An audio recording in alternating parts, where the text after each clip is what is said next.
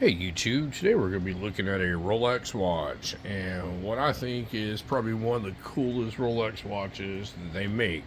So what we have here is a reference number 116660, and what that is that's a second generation deep sea dweller. So I'm going to pick this up and show you some close-ups of this.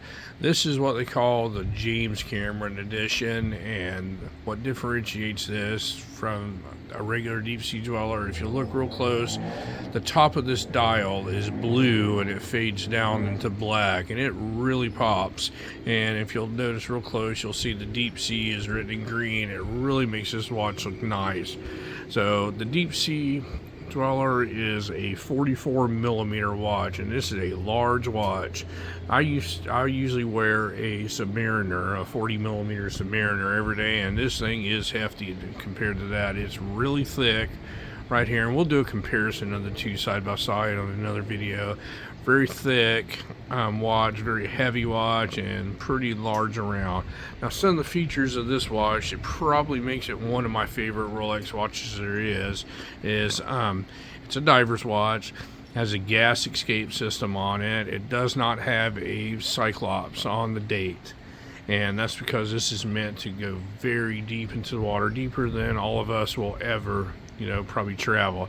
It has the same unidirectional bezel that's 120 clicks all the way around. So these watches, one of the things you can do is you can count the clicks and how precise they are, and it takes 120 clicks to go all the way around. It's fitted with an oyster bracelet on it, and it's all brushed stainless on the sides, and then the sides of and the edges of it are polished, as you can see. So that's one of the things about with the stainless diver watches like the Submariner and this one. The outside of it is a brushed stainless steel, and the edges of it are polished. Now, this is a really unique watch here because, this is the only Rolex watch that I know that has a titanium back to it. So the back of this watch is made out of titanium. That thing, I think that makes that super cool. It's unique from all over Rolex watches. Most Rolex watches are very boring when you look at the back of them. They just have a plain stainless steel back, but this one here has a titanium back, and it does have some lettering on it that says it's water resistant up to 12,800 feet or 3,900 meters, and that's written on the back. And on the other side, you'll see it says, Rolex Oyster Deep Sea. Very cool watch. So some of the other features of this is, if anybody's familiar with these Rolex watches, the newer ones, when they came out with a super case, they came out with what they call a glide lock clasp on like the Submariners and stuff like that.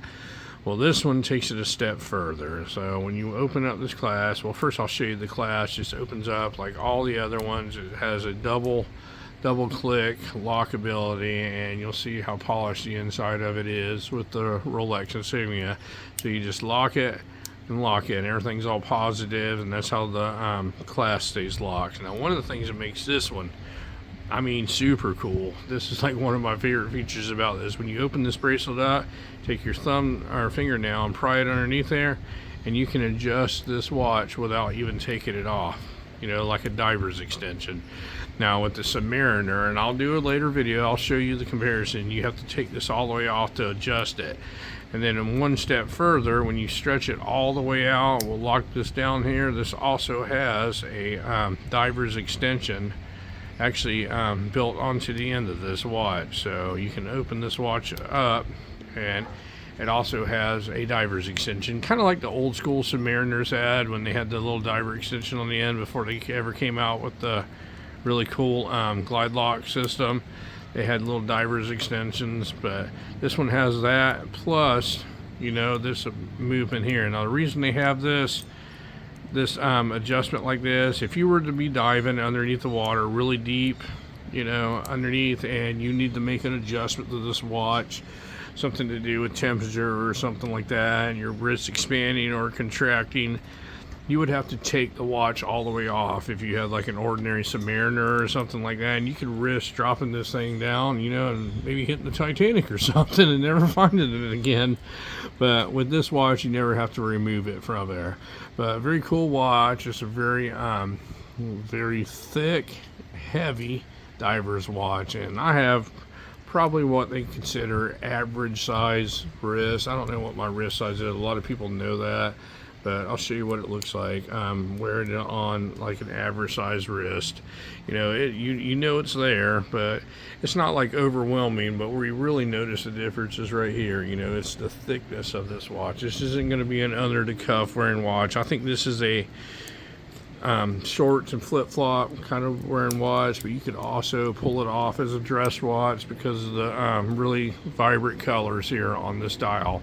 But anyway, folks, if you have any questions on this Rolex Deep Sea Dweller, the James Cameron edition, feel free to ask. I'm not a Rolex expert, but I'll be happy to answer any questions to the best of my knowledge. And thank you very much for watching my video today, and you folks have a great day.